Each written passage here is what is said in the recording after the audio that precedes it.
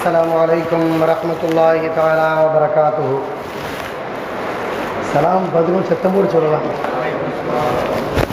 نحمده ونصلي على رسوله الكريم. أما بعد فقد قال الله تعالى في كلامه القديم والفرقان المجيد: أعوذ بالله من الشيطان الرجيم. بسم الله الرحمن الرحيم.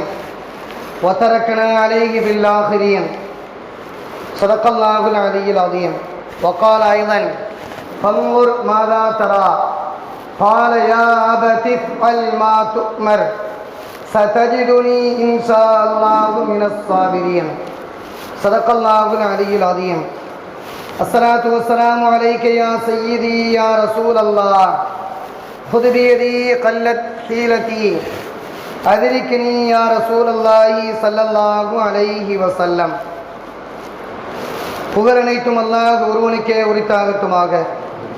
சலவாத்தும் சலாமும் நபிகள் நாயகம் ஸல்லல்லாஹு அலைஹி வஸல்லம் அவர்கள் மீதும் அவர்களின் குடும்பத்தார்கள், உற்றார் உறவினர்கள், தோழர்கள், சுஹதாக்கள், சாலிஹீன்கள், அவுலியாக்கள் மற்றும் இங்கு குழுமியிருக்கக்கூடிய நம் அனைவரின் மீதும் உண்டாகட்டுமாக. உலகத்திலே வாழும் காலம் முழுக்க சிறந்த பெற்றோர்களாக, சிறந்த பிள்ளைகளாக வாழக்கூடிய தௌஃபீக்கை பெற்ற சீதேவிகளாக அல்லாஹ் நம்மையும் நம்முடைய சந்ததிகளையும் அல்லாஹ் ஆக்கி அருள் புரிவானாக. கண்ணியமிக்கவர்களே, நேற்றைய தினத்திலே ஈதுல் அல்ஹாவினுடைய பக்ரீதினுடைய சிறப்பு தொழுகைகள் எல்லாம் முடித்திருக்கின்றோம். அந்த அமல்களை நிறைவு செய்திருக்கின்றோம். நாம் செய்த எல்லா அமல்களையும் அல்லாஹ் பரிபூர்ணமான முறையிலே கபூல் செய்து அருள் புரிவானாக. நேற்றைய தினத்தினுடைய வரலாற்றினுடைய முக்கிய அம்சமாக ஹஸரத் இப்ராஹிம் அலைஹிஸ்ஸலாம், ஹஸரத் இஸ்மாயில் அலைஹிஸ்ஸலாம் இருவருடைய வரலாறும் அமைந்திருக்கக்கூடிய ஒரு சூழ்நிலைகளை பார்க்கின்றோம். அந்த இருவரும் எப்படி இருந்தார்கள் என்பதை மார்க்கம் சொல்லும் நேரத்திலே சிறந்த தந்தையாக இருந்தார்கள், சிறந்த குழந்தையாக, சிறந்த மகனாக இருந்தார்கள் என்பதை திருமறையின் மூலமாக அல்லாஹ் விளக்கி தருகின்றான். திருமறையிலே 4 நபிமார்கள் தன்னுடைய மக்களோடு பேசிய வரலாறை அல்லாஹ் சொல்லித் தருகின்றான். ஒரு இறைநேச செல்வர் தன்னுடைய மகனோடு பேசிய அந்த வரலாறை அல்லாஹ் தஆலா திருமறையிலே சொல்லித் தருகின்றான். அந்த 4 நபர்களும் எப்படியெல்லாம் இருந்தார்கள் என்பதை சொல்லி காண்பிக்கக்கூடிய அந்த திருமறை வசனத்திலே ஒரு முக்கியமான நபிதான் ஹஸரத் இப்ராஹிம் அலைஹிஸ்ஸலாம். இப்ராஹிம் அலைஹிஸ்ஸலாம் அவர்கள் 2 கட்டத்திலே வருகின்றார்கள். ஒரு தடவை தன்னுடைய தந்தை அல்லாஹ்விற்கு மாற்றம் செய்து வாழக்கூடிய மனிதராக வாழுகின்றார்கள். தன்னுடைய தந்தையிடத்திலே பேசுகின்றார்கள்: தந்தை அவர்களே, தவறை விட்டுவிடுங்கள், அல்லாஹ்விற்காக வேண்டி அவனையே இறைவனாக ஏற்றுக்கொள்ளுங்கள் என்பதாக இப்ராஹிம் அலைஹிஸ்ஸலாம் அவர்கள் தன்னுடைய தந்தை ஆஸர் அவரிடத்திலே சொல்லுகின்றார்கள். அதை அல்லாஹ் தஆலா திருமறையிலே சொல்லித் தருகின்றான். 2வது கட்டமாக இப்ராஹிம் அலைஹிஸ்ஸலாம் ஒரு நபியாக இருக்கின்றார்கள். தன்னுடைய மகன் இஸ்மாயில் அலைஹிஸ்ஸலாம் அவர்களும் நபியாக வருவதாக இருந்தாலும் கூட அந்த காலத்திலே இப்ராஹிம் அலைஹிஸ்ஸலாமுடைய நபியினுடைய மகனாக இருக்கின்றார்கள். இந்த நேரத்திலே அல்லாஹ் சொன்ன உத்தரவிற்கு உடனடியாக கட்டுப்பட்டார்கள். இப்ராஹிம் அலைஹிஸ்ஸலாம் தந்தையினுடைய இடத்திலே அமர்ந்து கொண்டு அல்லாஹ்விற்கு கட்டுப்படக்கூடிய அந்த கட்டுப்படுதலை உடனடியாக ஏற்றார்கள். இஸ்மாயில் அலைஹிஸ்ஸலாம் அவர்களும் தந்தைக்கு சளைத்தவர்கள் அல்ல என்பதை போன்று இப்ராஹிம் அலைஹிஸ்ஸலாம் கேட்கின்றார்கள்: ஃபன்வர் மாதா தரா, உனக்கு என்ன யோசனை என்பதை சொல். அல்லாஹ் சொன்னான், உன்னை அறுக்குமாறு பணித்தான், உனக்கு என்ன யோசனை, உன்னுடைய சிந்தனை என்ன என்பதாக கேட்கின்றார்கள். இஸ்மாயில் அலைஹிஸ்ஸலாம் ஒன்றுமே சளைக்காதவர்களாக உடனடியாக பதில் சொல்கின்றார்கள்: கால யா அபதி ஃஅல் மா துமர், தந்தையே, உங்களுக்கு அல்லாஹ் தஆலா எதை கட்டளையாக ஏவினானோ அதற்கு கட்டுப்படுங்கள், அதை செய்யுங்கள் என்பதாக உடனடியான பதிலை சொல்கின்றார்கள். சிறந்த தந்தை, சிறந்த மகன் என்ற அந்த கட்டத்திலே அல்லாஹ் பேசக்கூடிய 4 நபிமார்கள் தன்னுடைய தந்தையோடு தன்னுடைய மகனோடு பேசிய உரையாடலை சொல்லும் நேரத்திலே இந்த வரலாறை அல்லாஹ் புனிதமான ஒன்றாக, மிக உன்னதமான ஒன்றாக அல்லாஹ் போற்றி தரக்கூடிய சூழ்நிலைகளை பார்க்கின்றோம். தந்தை என்றால் இப்படித்தான் இருக்க வேண்டும், மகன் என்றால் தந்தை சொல்லக்கூடிய வார்த்தைகளை அப்படியே ஏற்க வேண்டும் என்பதை மார்க்கம் சொல்லக்கூடிய அந்த செய்திகளை பார்க்கின்றோம். இன்னும் 2 நபிமார்கள் ஹஜ்ரத் நூஹ் அலைஹிஸ்ஸலாம் தன்னுடைய மகனாரிடத்திலே பேசினார்கள். மகனே, அல்லாஹ்விற்கு கட்டுப்படு, அவனுக்கு மாற்றமாக நடக்காது என்பதாக சொன்னார்கள். எவ்வளவோ கெஞ்சி கேட்டார்கள். அந்த மகன் கட்டுப்படுவதாக தெரியவில்லை. கடைசியிலே அவருடைய நிலை மிக மோசமான ஒன்றாக மாறிய வரலாறை பார்க்கின்றோம். எண்ணியமிக்கவர்களே, அதே போன்றுதான் யாக்கூப் அலைஹிஸ்ஸலாம் தன்னுடைய தந்தை மகனாகிய யூசுப் அலைஹிஸ்ஸலாமிடத்திலே பேசிக் கொண்டிருந்தார்கள். மகனே, தொலைநோக்கு பார்வையோடு சொல்கின்றேன், இந்த செயலை சொல்லாதே, நீ கண்ட கனவை பிறரிடத்திலே பகிராதே என்பதாக தொலைநோக்கு பார்வையோடு தந்தை சொன்ன வரலாறை அல்லாஹ் தஆலா திருமறையிலே சொல்கின்றான். 4 நபிமார்களை தன்னுடைய மகனோடு பேசிய அந்த வரலாறை அல்லாஹ் சொல்கின்றான். அதிலே உன்னதமான இடத்திலே முதல் இடத்திலே பிடிக்கக்கூடிய ஒன்றாக இப்ராஹிம் அலைஹிஸ்ஸலாம் இஸ்மாயில் அலைஹிஸ்ஸலாமுடைய வரலாறை அல்லாஹ் சொல்லி தந்துவிட்டு ஒத்தரக்னா ஃபில் ஆகிரீன் ஒத்தரக்னா அலைஹி ஃபில் ஆகிரீன் அவருடைய வரலாறை கியாமத் வரை பின்தொடரக்கூடிய ஒன்றாக புகழக்கூடிய ஒன்றாக நாம் விட்டு வைத்திருக்கின்றோம் என்பதாக திருமறையின் மூலமாக அல்லாஹ் சொல்லித் தருகின்றான். திருமறை சொல்லக்கூடிய அடுத்த இறைநேசருடைய வரலாறாக அல்லாஹ் சொல்வான். ஹஜ்ரத் லுக்மான் அலைஹிஸ்ஸலாம் தன்னுடைய மகனோடு பேசினார்கள். அப்படி பேசும் நேரத்தில் நீண்ட உபதேசத்தை தன்னுடைய மகனுக்கு சொன்ன வரலாறை அல்லாஹ் தஆலா திருமறையின் மூலமாக சொல்லித் தருகின்றான். உலகத்திலே தந்தை மகனுடைய உறவு எப்படியெல்லாம் இருக்க வேண்டும் என்பதை இஸ்லாமிய மார்க்கம் சொல்லும் நேரத்திலே 4 வகையாக பிரித்து தருகின்றது. முதல் வகை, தந்தை சொன்னால் உடனடியாக கட்டுப்படக்கூடிய பிள்ளையாக அந்த பிள்ளை இருக்க வேண்டும். ஒருமித்த கருத்துள்ளவர்களாக இருவரும் இருக்க வேண்டும். இதைதான் மார்க்கம் விரும்புகின்றது. மார்க்கம் விரும்பக்கூடிய அந்த தந்தை மகன் என்று சொல்லக்கூடிய அந்த உறவு இந்த ஒருமித்த கருத்தை பெற்றதாக அமைந்திருக்க வேண்டும் என்பதை மார்க்கம் சொல்லித் தருகின்றது. இரண்டாவதாக, மார்க்கம் சொல்லும் கருத்து வேற்றுமை உள்ள தந்தை மகனாக இருப்பார்கள். ஆனால் அந்த கருத்து வேற்றுமையை வெளிப்படுத்த மாட்டார்கள், வெளியிலே சொல்ல மாட்டார்கள்.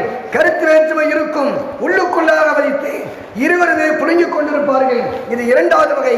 மூன்றாவதாக, கருத்து வேற்றுமை இருக்கும், ஆனால் கருத்து வேற்றுமையை தன்னுடைய குடும்பங்களுக்கு மத்தியிலே பகிர்ந்து யாருமே நிம்மதி இல்லாமல் வாழக்கூடிய வாழ்க்கையிலே வாழ்ந்து கொண்டிருக்கக்கூடிய ஒரு மூணாவது சூழ்நிலை. நான்காவதாக, வேண்டா வெறுப்பாக இவருக்கு ஏன் நான் பிறந்தேன், எனக்கு ஏன் இவன் பிள்ளையாக பிறந்தான் என்பதாக இருவருமே எண்ணக்கூடிய வேண்டா வெறுப்பான வாழ்க்கையான தந்தை மகனுடைய உறவு என்பதை மார்க்கம் சொல்லித்தரக்கூடிய அந்த செய்திகளை பார்க்கின்றோம். உலகத்திலே சில பிள்ளையிடத்திலே கேட்டால் உடைய தந்தை எப்படி என்பதாக கேட்டால், அவரெல்லாம் எனக்கு தந்தையா, அவருக்கு ஏன் நான் பிறந்தேன், அவருக்கு சுமையாக நான் பிறந்து விட்டேனே, அவர் எனக்கு பாரமாக இருக்கின்றாரே என்பதாக சொல்லக்கூடிய சில குடும்பங்களை பார்க்கின்றோம். அல்லாஹ் சொல்வான், உங்களுக்கு அல்லாஹ் தஆலா வழங்கிய பொருளாதாரம், குழந்தை செல்வங்கள் அல்லாஹ் தஆலா அவரிடத்திலே நெருங்கக்கூடிய ஒன்றாக அல்லாஹ் அமைத்து வைக்கவில்லை. மாறாக யார் ஈமானோடு வாழ்கின்றீர்களோ, சாலிகான நல்ல காரியங்களை செய்கின்றீர்களோ, அந்த மக்கள் தான் இறை நெருக்கத்தை பெற முடியும் என்பதை அல்லாஹ் சொல்லக்கூடிய அந்த செய்திகளை பார்க்கின்றோம். எனவேதான் சஹாபா பெருமக்களுடைய வாழ்க்கையிலே நிறைய செய்திகளை பார்க்கின்றோம். ஒரு சஹாபி இப்னு அப்பாஸ் ரலியல்லாஹு தஆலா அன்ஹு அவர்கள் தன்னுடைய கடைசி நேரத்திலே படுக்கையாக படுத்திருக்கின்றார்கள். உலகை பிரிவதற்கு சில காலங்கள் இருக்கக்கூடிய அந்த நேரத்திலே தன்னுடைய மகனாரை அழைக்கின்றார்கள். அழைத்து சொல்கின்றார்கள், மகனே, 4 விஷயங்களை சொல்கின்றேன். அந்த 4 விஷயங்களுக்கு நீ கட்டுப்பட்டு வாழ்ந்தால் உனக்கு அல்லாஹ் தஆலா உயர்வை தருவான். ஒருவேளை உனக்கு மரணம் வருவதாக இருந்தால் அந்த மரணத்தை மிக மகிழ்ச்சியோடு ஏற்றுக்கொள்வாய் என்பதாக மகனை பார்த்து உபதேசம் செய்கின்றார்கள். மகனார் அருகாமையிலே அமர்ந்து அவர்கள் சொல்லக்கூடிய செய்திகளை கேட்கின்றார்கள். முதலாவதாக சொல்கின்றார்கள், மார்க்க விஷயங்களிலே அல்லாஹ்விற்கு கட்டுப்பட்டு வாழு என்பதாக சொல்கின்றார்கள். அதற்கு மகன் கட்டுப்படுகின்றார்கள். இரண்டாவதாக, அல்லாஹ்வை எல்லா காலத்திலேயும் பிரியப்பட்டு வாழு. இது இரண்டாவது செய்தி. மூன்றாவதாக சொல்கின்றார்கள், அல்லாஹ்வை பயந்து வாழக்கூடிய வாழ்க்கையை நீ மேற்கொண்டு வா என்பதாக சொல்லிவிட்டு நான்காவதாக சொல்கின்றார்கள், அல்லாஹ்விற்கு மாறு செய்யக்கூடிய இந்த செயலை எந்த நேரத்திலையும் செய்து விடாதே என்பதாக மகனை பார்த்து சொல்லிவிட்டு சொல்கின்றார்கள், இந்த 4 விஷயங்களை நீ பேணி வாழ்ந்தால், அல்லாஹ்வை பிரியப்பட்டு அவனுக்கு கட்டுப்பட்டு அல்லாஹ்விற்கு பயந்து அவனுக்கு மாறு செய்யக்கூடிய விஷயங்களிலே தவிர்ந்து வாழ்ந்தால் அல்லாஹ் தஆலா உனக்கு உயர்வான வாழ்க்கையை ஈருலகத்திலையும் தருகின்றான். அப்படி மரணம் வரக்கூடிய நேரத்திலே அந்த மரணத்தை மகிழ்ச்சியோடு எதிர்கொள்வாய் என்பதாக தன்னுடைய மகனை பார்த்து சொன்ன அந்த வரலாறை பார்க்கின்றோம். ஈமானோடு ஒழுக்கத்தை போதிக்கும் நேரங்களிலே நம்முடைய சந்ததிகள் சிறந்தவர்களாக உயர்ந்தவர்களாக வாழ்வார்கள். தந்தையும் மகனும் எந்த ஒற்றுமையோடு வாழ வேண்டுமோ அந்த கருத்து ஒற்றுமையை அல்லாஹ் வழங்குகின்றான். ஈமானை கொடுக்கவில்லை, அமல்களை கொடுக்கவில்லை. அந்த மக்கள் பிற்காலத்திலே 2 பேருமே பாரதூரமானவர்களாக வெகு தொலைவில் இருக்கக்கூடிய தந்தை மகனாகவே வாழக்கூடிய அந்த வாழ்க்கையை பார்க்க முடிகின்றது.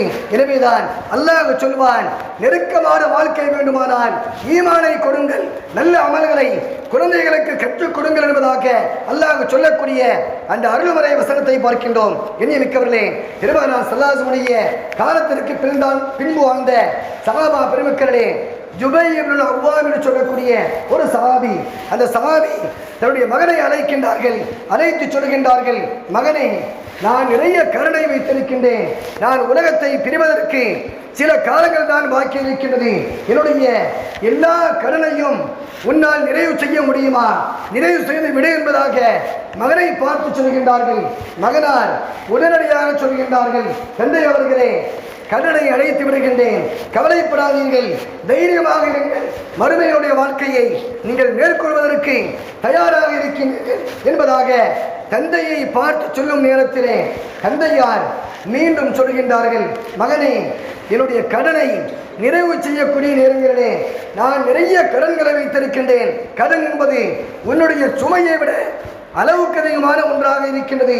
அதை நிறைவு செய்யும் நேரங்களிலே உன்னால் முடியவில்லை என்றால் என்னுடைய எஜமானனை பாரு, என்னுடைய எஜமானிடத்திலே கேள் என்பதாக சொல்கின்றார்கள்.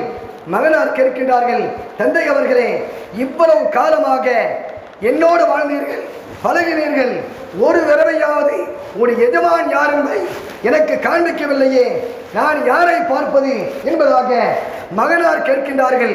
தந்தையார் சொல்கின்றார்கள், நான் இறந்து விட்டால் என்னுடைய கடனுடைய சுமை உனக்கு அதிகமாகிவிட்டால் என்னுடைய எஜமானாகிய அல்லாஹ் இருக்கின்றான், அவன்தான் என்னுடைய எஜமானாக இருக்கின்றான், அவனிடத்திலே கேள், அவன் தருவான், அந்த கடனை நிறைவு செய்வாய் என்பதாக தந்தை மகனுக்கு ஆலோசனை சொல்கின்றார்கள். தந்தையார் இறந்து விடுகின்றார்கள்.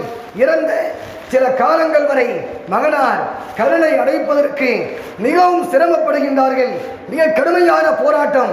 அந்த போராட்டத்தினுடைய சில கட்டங்களிலே இவர்கள் சொல்கின்றார்கள், கடனை அடைப்பதற்கு அளவுக்கு அதிகமான சிரமம் வரும் நேரங்களிலே நான் அல்லாஹ்விடத்திலே கேட்பேன், என்னுடைய தந்தையாகிய ஜுபைருடைய எஜமானனே, அந்த கடனை அடைப்பதற்கு உன்னை தான் எஜமானனாக என்னுடைய தந்தை ஆக்கி இருக்கின்றார்கள், உன்னிடத்திலே கேட்கின்றேன், அந்த கடனை அடைப்பதற்கான வழிவகைகளை தா, அதற்கான பாதையை சொல்லித்தா என்பதாக அல்லாஹ்விடத்திலே கேட்பார்கள். அந்த சஹாபி சொல்கின்றார்கள், அல்லாஹ்விடத்திலே கெஞ்சி கேட்பேன், அல்லாஹ் தஆலா மிகவும் சிரமமான அந்த சூழலிலே அந்த கடனை அடைப்பதற்கான எல்லா வழிவகைகளையும் என்னுடைய தந்தையினுடைய எஜமானனாகிய அந்த அல்லாஹ் எனக்கு செய்து கொடுத்தான் என்பதாக அந்த மகனார் சொன்ன அந்த வரலாறை பார்க்கின்றோம். எண்ணிக்கவர்களே, பெருமானார் ஸல்லல்லாஹு அலைஹி வஸல்லம் அந்த காலத்திலே பத்ர் போர்க்களம் நடக்கக்கூடிய அந்த காலகட்டம், அந்த நேரத்திலே பெருமானார் ஸல்லல்லாஹு அலைஹி வஸல்லம் அவர்கள் சஹாபா பெருமக்களுக்கு மத்தியிலே பகிரங்க அறிவிப்பை வெளியிடுகின்றார்கள். யாராவது போருக்கு வருவதாக இருந்தால் தாராளமாக வரலாம், உடைய பெயர்களை பதிவு செய்யுங்கள் என்பதாக சொல்லும் நேரத்திலே ஒவ்வொரு சஹாபா பெருமக்கள் தாங்களாக போட்டி போட்டுக் கொண்டிருக்கின்றார்கள், போருக்காக தயாராகி கொண்டிருக்கின்றார்கள். அந்த நேரத்திலே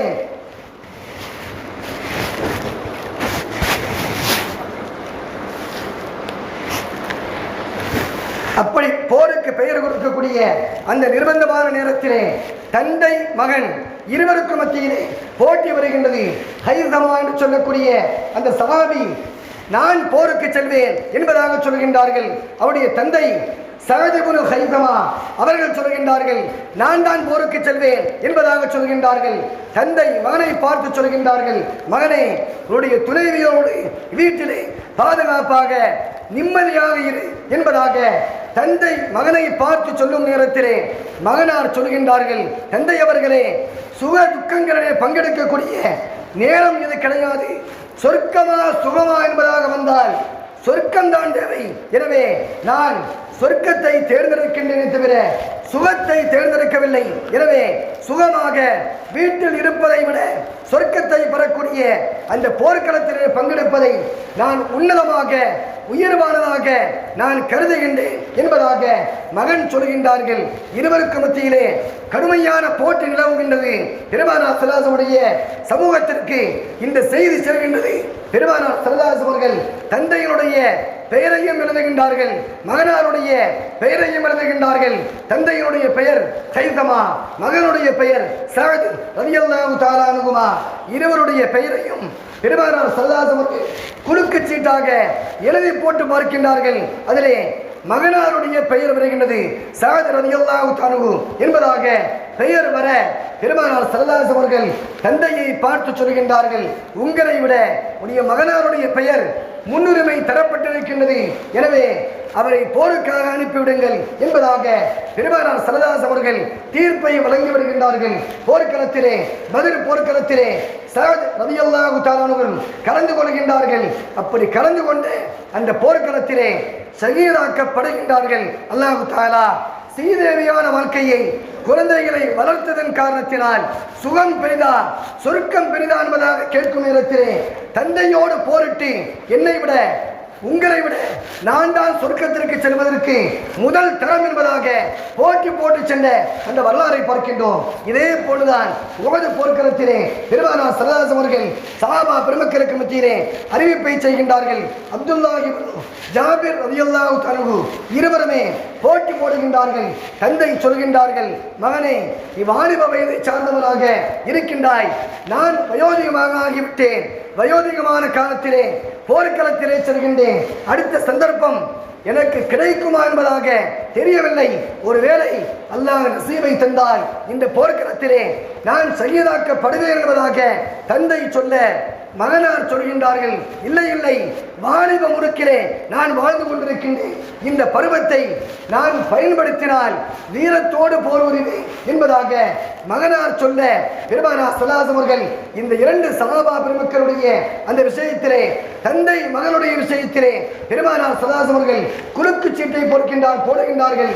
மகனாருடைய பெயர் வருகின்றது.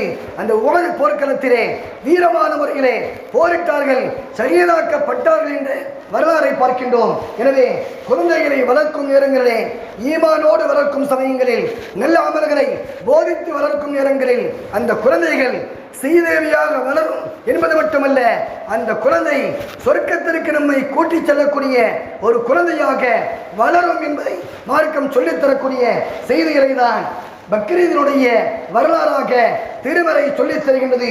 எனவே வாழும் வாழ்க்கையிலே நாமும் சீதேவியாக வாழ்ந்து நம்முடைய குழந்தைகளும் சீதேவிகளாக வளர்த்து அதன் மூலமாக குடும்பத்தோடு உயர்ந்த சொர்க்கமாகிய ஜன்னத்துல் ஃபிர்தௌஸிற்கு செல்லக்கூடிய நல்ல நசீபை பெற்றவர்களாக அல்லாஹ் ஆக்கி அருள் புரிவானாக.